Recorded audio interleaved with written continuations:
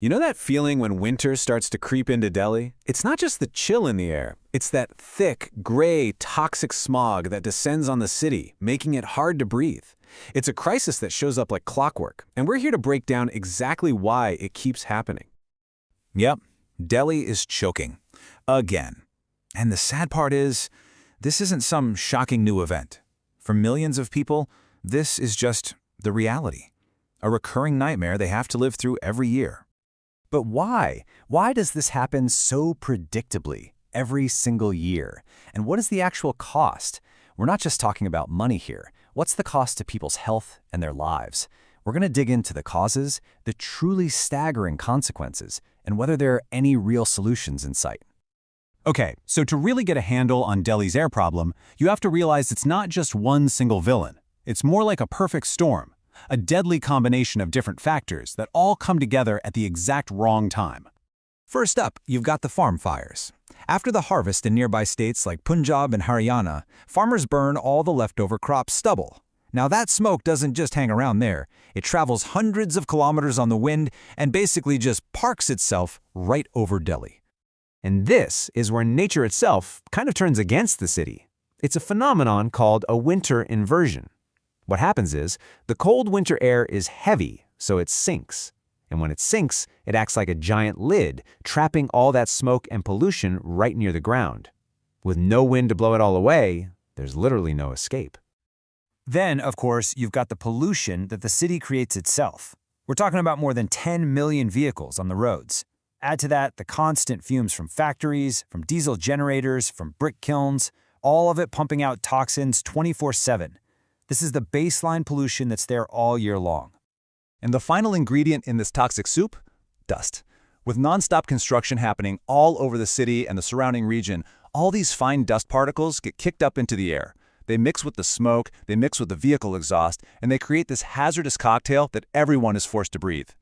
So we've seen the causes that create this perfect storm. Now let's talk about the consequences.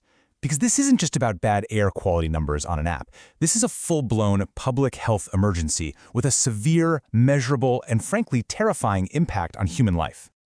Just to put this in perspective for you, the most dangerous stuff in the air is called PM 2.5. These are particles so tiny they can get deep into your lungs and even into your bloodstream. On the worst days, the level of this stuff in Delhi's air can be more than 30 times the safe limit set by the World Health Organization. 30 times. The long-term cost of breathing this air is just devastating. According to a major study by the Air Quality Life Index, being a resident of Delhi can cut your life expectancy by up to 10 years.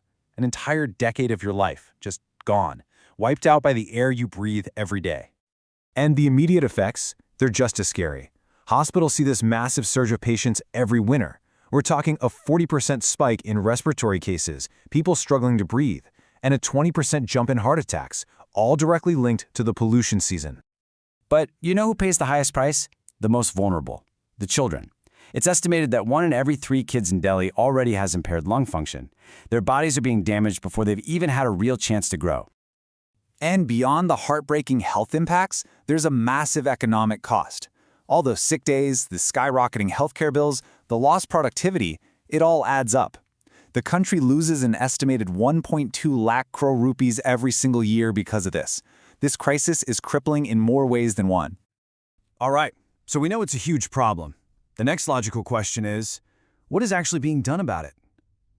Let's take a look at the official action plans, but also ask the critical question, why do they never seem to be enough? The government's main weapon is something called the Graded Response Action Plan, or GRAP. Think of it like an emergency response system. When the air quality hits dangerously high levels, certain actions get triggered, like banning trucks, implementing the odd-even car rule, and even shutting down schools and construction sites. Now, to be fair, there has been some progress. Efforts to provide farmers with alternatives have helped reduce the number of farm fires by about 30%. But here's the reality check. Even with that reduction, we're still seeing over 1,000 fires being lit every single day during the peak season. The scale of the problem is just still immense. And here's a really crucial point to understand. A huge chunk of the pollution, about 40% of it, actually comes from outside the city. This means that even if Delhi cleaned up its act perfectly, it still couldn't solve this crisis alone. Cooperation with neighboring regions isn't just a nice-to-have, it's absolutely essential. And this brings us to what might be the biggest failure of all: enforcement. You can have the best rules in the world, but if they're not followed, they're useless.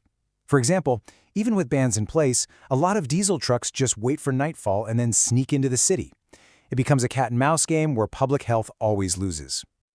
I know this all sounds pretty bleak, but the situation is not hopeless. Tackling a problem this big requires action at every level, from the top down and from the ground up. So that brings us to the question: where do we fit in? Well, here are 4 concrete things we can all do. 1. Carpool or use the metro. It might seem small, but it adds up. 2. Say no to firecrackers. This is a huge one. Diwali celebrations alone can add over 200 points to the pollution index. 3. Plant native trees. They are literally nature's air filters. And 4, maybe the most important of all, demand accountability. Make it clear to your elected officials that this is a priority. Because ultimately, Delhi's air will not clean itself. We have the science, we know the solutions.